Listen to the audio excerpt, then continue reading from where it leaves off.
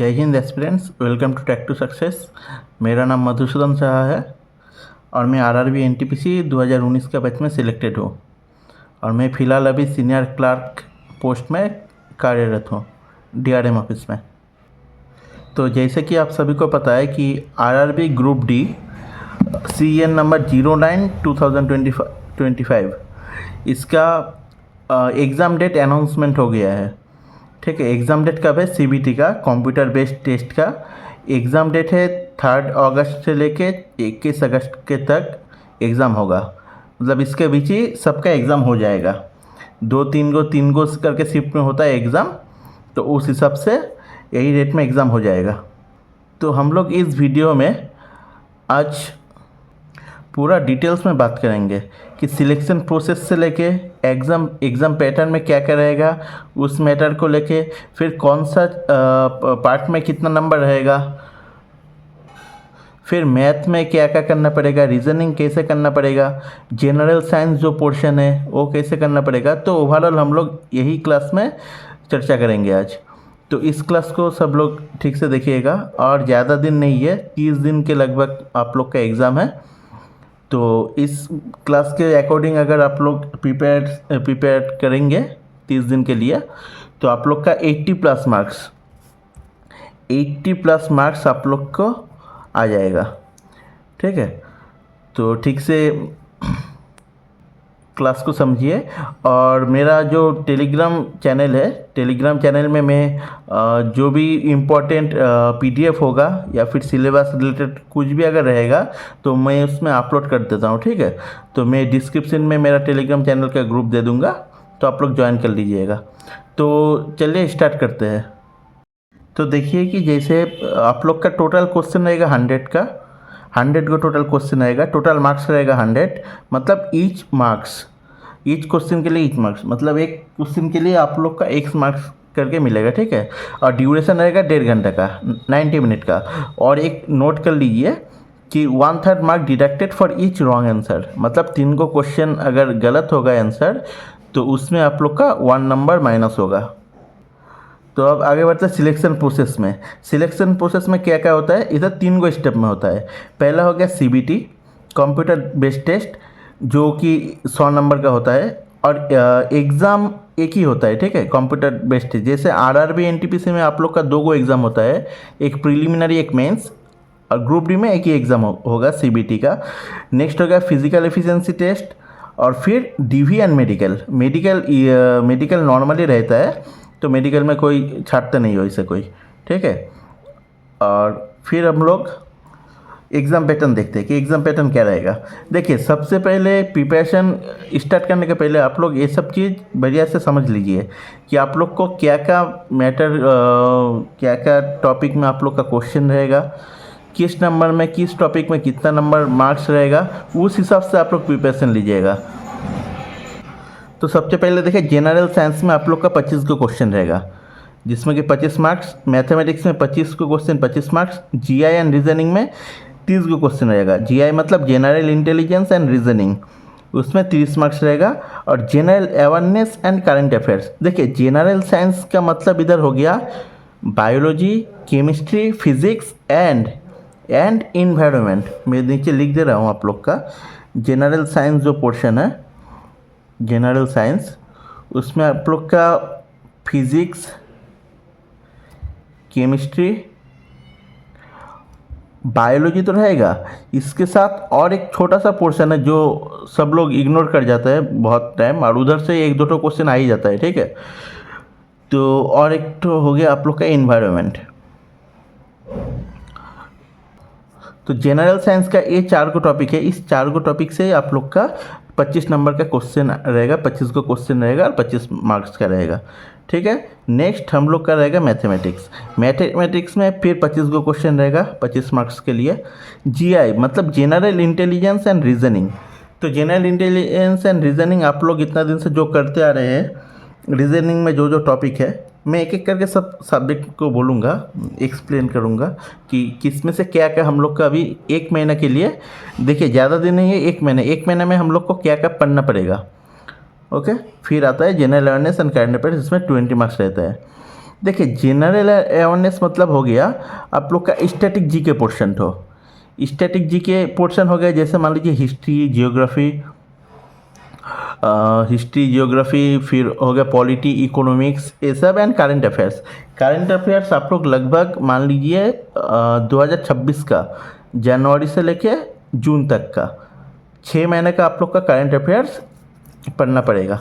ठीक है, अब एक महीना में हम लोग कैसे करके क्या स्टार्ट करें, तो एक एक करके देखते हैं।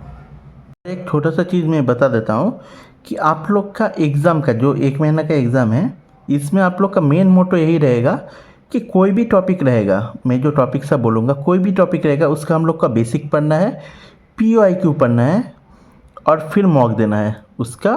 मान लीजिए सेक्शनल मॉक हो गया या फिर ओवरऑल मॉक हो गया, कुछ भी हो, तो आप लोग का बेसिक पढ़ना है, POIQ पढ़ना है और मॉक देना है। यही आप लोग का मतलब मेन नीड रहेगा अभी एक महीने के लिए। देखिए सबसे पहले हम लोग जनरल साइंस से स्टार्ट करते हैं। फिजिक्स में 4 को चैप्टर है, मेन जो चैप्टर है मैं वो सब बोल रहा हूँ। देखिए 30 डेज़ में आप पूरा फिजिक्स का सिलेबस कंप्लीट नहीं कर सकते, ठीक है, पूरा फिजिक्स पढ़ के ख़त्म नहीं कर सकते। ये एक महीने में आप लोग को जो जो मेन चीज़ पढ़ना होगा, जिससे कि मैक्सिमम नंबर ऑफ क्वेश्चन आ रहा है एग्जाम में, वही चैप्टर सब मैं इसमें मेंशन कर दे रहा हूँ। ठीक है, पहले हो गया motion, force, work and energy, ये वाला पोर्शन हो गया। सेकंड हो गया हीट एंड थर्मोडायनामिक्स। थर्ड हो गया light and optics. Light and optics में जैसे मान लीजिए मायोपिया, फिर हो गया मेट्रोपिया, और जो भी रहता है बेसिक चीज़। ठीक है, देखिए ये सब चैप्टर का मतलब ऐसा नहीं है कि हीट एंड थर्मोडायनामिक्स तो आप लोग थर्मोडायनामिक्स क्लास 11-12 का किताब से पढ़ना स्टार्ट कर देंगे, वैसे नहीं, एकदम बेसिक चीज़। मोशन, फोर्स, वर्क, एनर्जी, इन लोग का फॉर्मूला क्या रहता है, हीट एंड थर्मोडायनामिक्स का फॉर्मूला क्या रहता है, और बेसिक क्या क्या कॉन्सेप्ट है जो हम लोग का डेली लाइफ में यूज़ होता है। देखिए कॉम्पिटिटिव एग्जाम में मेनली यही सब पूछा जाता है जो डेली लाइफ में यूज़फुल रहता है, इस रिलेटेड ही हम लोग का क्वेश्चन पूछा जाता है। फिर हो गया आप लोग का लाइट एंड ऑप्टिक्स का पोर्शन, और लास्ट में आ गया इलेक्ट्रिसिटी एंड मैग्नेटिज्म। ये 4 को चैप्टर आप लोग फिजिक्स का कवर कीजिए। देखिए ऐसा नहीं कि मान लीजिए जनरल साइंस आप लोग कोई किताब उठा कर एकदम घर घर करके पढ़ना स्टार्ट कर दीजिए सब कॉम्बिनेशन करके, तो उस हिसाब से पढ़ने से बेहतर मुझे लगता है कि आप लोग अगर इंडिविजुअल टॉपिक वाइज अगर पढ़ेंगे, जैसे फिजिक्स, केमिस्ट्री एंड बायोलॉजी, आप लोग फिजिक्स का ये 4 को चैप्टर ले लिए, ये 4 को चैप्टर का जो जो टॉपिक है वो सब आप लोग नोट कर रहे हैं, वो सब पढ़ रहे हैं ऐसे करके। अगर आप लोग बोलेंगे कि ये सब चैप्टर आप लोग को कहाँ कहाँ से मिलेगा अभी, तो देखिए खान सर का क्लास में आप लोग मैक्सिमम टॉपिक आप लोग को मिल जाएगा। आप लोग टॉपिक लिखिएगा क्लास बाय खान सर या फिर किसी और का सर जिससे आप लोग कनेक्ट कर सकते हैं, उस क्लास सबसे अगर बेसिक चीज़ सब भी अगर आप लोग का याद रहेगा ना, तो आप लोग का एग्ज़ाम में बहुत यूज़फुल होगा। फिर हो गया फिजिक्स में 4 को टॉपिक। अच्छा, फिर आते हैं हम लोग केमिस्ट्री में। देखिए केमिस्ट्री में जैसे केमिकल रिएक्शन एंड इक्वेशन, इससे बहुत भर भर के क्वेश्चन आ रहे हैं। ठीक है, सेकंड हो गया basic acid and salts, 3 metals and non metals, metal and non metal में भी क्वेश्चन आ रहा है बहुत, और हो गया कार्बन एंड इट्स कंपाउंड। देखिए चारों एकदम बेसिक कॉन्सेप्ट से क्वेश्चन आएगा, ऐसा नहीं कि बहुत अंदर से आ जाएगा। देखिए मेटल्स एंड नॉन मेटल्स से क्लास 11-12 का किताब में भी है, वो सब पढ़ने का कोई ज़रूरत नहीं है। आप लोग का क्लास 10 तक ही RRB ग्रुप डी का जो एग्ज़ाम होता है ना, वो क्लास 10 का बेस में ही होता है, तो 10 तक ही आप लोग का पढ़ना होगा। ठीक है, 10 तक की आप लोग का जो बेसिक चीज़ है जो एग्ज़ाम में पूछ रहा है, ऐसा नहीं कि हम लोग डिटेल्स में पढ़ के जाए, उसका कोई ज़रूरत ही नहीं है। ठीक है, हम लोग का एग्ज़ाम में जो पूछ रहा है एकदम बेसिक चीज़, हम लोग बेसिक चीज़ ही सिर्फ पढ़ के जाएंगे, ओके, हम लोग का एग्ज़ाम निकलना है। अच्छा, फिर केमिस्ट्री में देखिए, केमिस्ट्री में और एक पोर्शन है जो इम्पोर्टेंट मुझे लगता है, वो हो गया आप लोग का पीरियडिक टेबल। पीरियडिक टेबल, अब बोलेंगे पीरियडिक टेबल का पूरा याद करना है, पीरियडिक टेबल याद करने का एक मेथड भी है। ठीक है, एक ट्रिक है, आप लोग यूट्यूब में सर्च कीजिएगा पीरियडिक टेबल याद करने का ट्रिक। पीरियडिक टेबल से 1 या 2 क्वेश्चन आएगा ही। ठीक है, तो देखिए मेन बात क्या है बोलिए, तो मेन बात यही है कि जो मैं बोला एग्जाम पैटर्न में जो टॉपिक सब है, general science, mathematics, GI and reasoning, general awareness और करंट अफेयर्स। देखिए मैथमेटिक्स में जो क्वेश्चन का लेवल रहेगा, उसमें लगभग 25 में से 25 या 25 में से 23-24 तो बहुत आदमी लेके आएंगे। ठीक है, या फिर 22 भी लेके अगर आएंगे तो ठीक है, 22+। जीआई रीजनिंग में भी सेम, अच्छा, general awareness and current affairs ये हो गया कि किस टाइप का क्वेश्चन बन रहा है, हार्ड लेवल क्या है उस हिसाब से। लेकिन जनरल साइंस का जो नंबर है ना, ये बहुत मैटर करते हैं पूरा आप लोग का रैंक बढ़ाने में, क्योंकि कॉम्पिटिटिव एग्ज़ाम में एक नंबर से आपका रैंक एकदम बहुत हेर फेर हो जाएगा आप लोग का रैंक का। तो उस हिसाब से आप लोग जनरल साइंस में भी आप लोग उतना ही ध्यान दीजिए जितना कि बाकी सब्जेक्ट सब में आप लोग देंगे, ठीक है। तो केमिस्ट्री का मैं पोर्शन बोल दिया है 5 गो पोर्शन। पीरियोडिक टेबल आप लोग याद करने का मतलब उतना हार्ड नहीं है, ऐसे देखने में लग रहा है हार्ड है लेकिन उतना हार्ड नहीं है, आप लोग याद कर लेंगे, ठीक है। तो ये 5 गो टॉपिक हो गया केमिस्ट्री का। फिर आगे हम लोग बायोलॉजी में। बायोलॉजी में क्या क्या पढ़ना होगा। एक हो गया life process, second human body and health, third हो गया nutrition and disease, and fourth environment and ecology. ये सब टॉपिक सब लिख के आप लोग यूट्यूब में सर्च कीजिएगा कि basic of life process class by जो भी सर का आप लोग का पसंद होगा, उस क्लास से जो बेसिक चीज़ सब रहेगा वो सब नोट कर लीजिए और वही सब आप लोग पढ़ के जाइए, रिविज़न करके जाइए। तो एक महीना में देखिए पूरा बायोलॉजी ख़त्म करना पॉसिबल नहीं है, तो उसलिए मेन जो चैप्टर सब है, ठीक है, मेन जो चैप्टर सब है ये चैप्टर सब आप लोग ठीक से पढ़ के जाइए कि इस चैप्टर से अगर कोई भी क्वेश्चन आएगा तो आप लोग का छूटे ना, ठीक है। तो और एक हो गया इन्वायरमेंट का मैं अलग अलग कोई टॉपिक नहीं बोलूँगा। इन्वायरमेंट का एक होल क्लास मतलब फुल क्लास आप लोग कोई भी यूट्यूब से आप लोग देख के, या फिर कोई किसी के पास अगर कोई किताब रहेगा, जैसे मान लीजिए लूसेंट अगर रहेगा तो लूसेंट से आप लोग पढ़ लेंगे, ठीक है ना। तो जनरल साइंस का यही 4 गो topic physics, chemistry, biology and environment आप लोग को इस तरह से पढ़ना होगा, ठीक है। इसका मैं एक कॉपी लेके मैं अपना टेलीग्राम चैनल में डाल दूँगा। ओके, फिर आगे बढ़ते हम लोग का मैथमेटिक्स में, ठीक है। तो मैथमेटिक्स में बहुत लोगों का डाउट रहता है कि हम लोग को क्या पढ़ना है अभी, मैथमेटिक्स क्या क्या चीज़ देखना है। तो जैसे देखिए मैथ का मैं अलग अलग टॉपिक इंडिविजुअल नहीं लिखूँगा, जो टॉपिक सब है मैं अपना टेलीग्राम में दे दूँगा। मैथ का जो टॉपिक सब है जैसे नंबर सिस्टम हो गया, बॉडमास हो गया, नंबर सिस्टम का मैं फैक्टर सीरीज़ दे दिया हूँ यूट्यूब में, आप लोग देख सकते हैं। नंबर सीरीज़ हो गया, फिर बॉडमास का रूल्स हो गया, प्रॉफिट लॉस हो गया, एक एक करके जितना भी टॉपिक है आप लोग पहले कॉपी में नोट कर लीजिए, ठीक है। टॉपिक सब पहले कॉपी में नोट कर लीजिए कि क्या क्या टॉपिक है। मैं टॉपिक सब अभी मैं अपना टेलीग्राम में दे दूंगा, आप लोग ले लीजिएगा।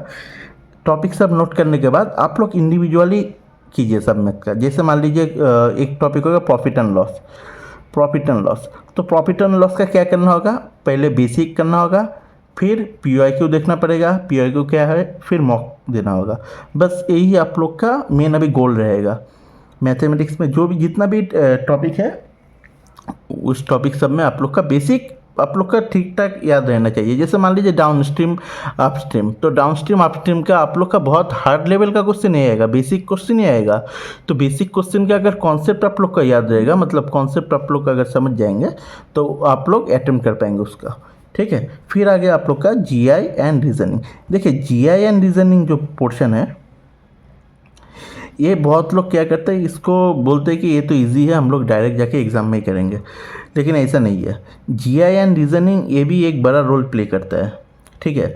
जैसे मान लीजिए अगर क्वेश्चन इजी आया तो 30 में आप लोग का 29 लाना ही है GI और रीजनिंग में। तो ये कैसे आएगा, बहुत लोग बोलते हैं सर मेरा उतना टाइम में नहीं कंप्लीट हो पाता है। तो क्या करना होगा, आप लोग को अभी सिर्फ रिवीजन देना होगा। रिवीजन कैसे देना होगा, मॉक टेस्ट देके, मॉक टेस्ट एंड PYQ। आप लोग का इसमें बेसिक कुछ चीज़ नहीं है, क्योंकि जो टॉपिक सब है वो टॉपिक सब आप लोग पहले भी पढ़ चुके होंगे। अगर किसी को नहीं पता है, जैसे मान लीजिए सिलोलिज्म एक पोर्शन है, तो ये वाला टॉपिक मान लीजिए किसी को पता ही नहीं कि कैसे करना पड़ता है, तो पहले आप लोग फिर उसी तरह से GI एंड रीजनिंग का टॉपिक सब पहले लिख लीजिए कि क्या क्या टॉपिक है, ठीक है। GI एंड रीजनिंग का भी आप लोग को ऐसे करके ही करना पड़ेगा। क्या करना पड़ेगा, पहले आप लोग लिख लीजिए कि कौन सा टॉपिक हम लोग का एग्ज़ाम में है, कौन सा टॉपिक से क्वेश्चन आ रहा है।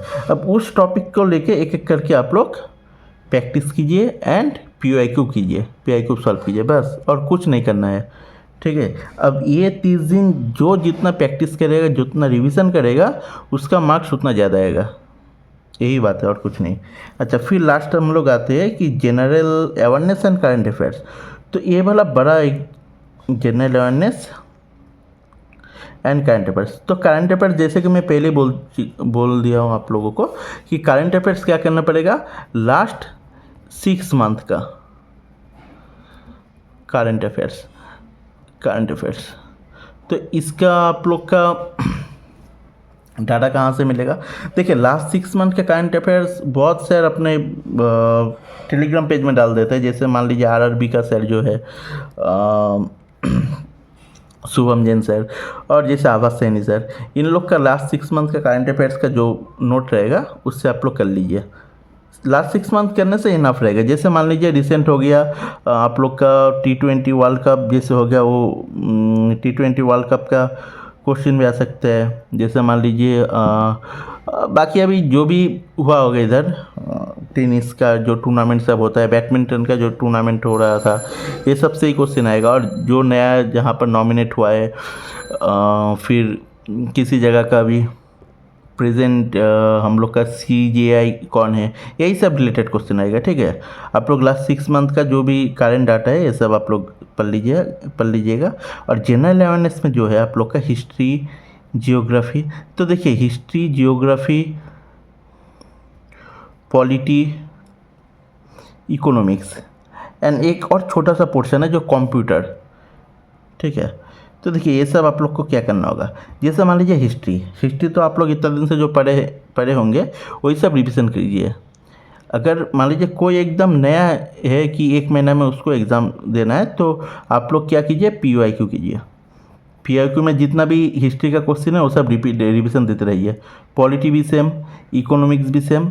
और जो मतलब बहुत दिन से प्रिपरेशन ले रहा है उसके लिए क्या करना होगा, जो उसका हिस्ट्री का नोट इतना दिन से पढ़ रहा है वही पहले रिविज़न देगा, फिर PYQ करेगा, फिर मॉक देगा। ठीक है, जो एकदम नया फ्रेश लड़का है वो सिर्फ PYQ और मॉक करेगा, लेकिन जो पहले से प्रिपरेशन कर चुका है वो अपना खुद का नोट पढ़ेगा, फिर PYQ, फिर मॉक। सेम जियोग्राफी भी, same polity, same economics, same computer. देखिए पॉलिटी में आप लोग का ऐसा नहीं कि अब हम लोग का पूरा आर्टिकल याद तक करना पड़ेगा, वैसा नहीं। आप लोग कम से कम 1 से मिनिमम 60 तक आर्टिकल याद कर लीजिए। 60 तक आर्टिकल याद कर लीजिएगा, इसमें से आप लोग का आ जाएगा। ठीक है, तो ओवरऑल में सारा कुछ बता दिया कि जनरल साइंस में आप लोग को क्या क्या करना है। फिर मैथमेटिक्स और GI and reasoning and general awareness and current affairs. तो जिस हिसाब से मैं बोला, ठीक है, उस हिसाब से अगर आप लोग पढ़ लेंगे तो आप लोग का 80+ मार्क्स आ ही जाएगा। 80+ मार्क्स, उसके ऊपर भी आएगा। ठीक है, नहीं तो मिनिमम तो 80 आप लोग का आएगा ही। ठीक है, और कोई भी जोन से आप लोग फॉर्म फिलअप किए होंगे, आप लोग का 80+ मार्क्स लाना बहुत ज़रूरी है। ठीक है, लिस्ट में रहने के लिए।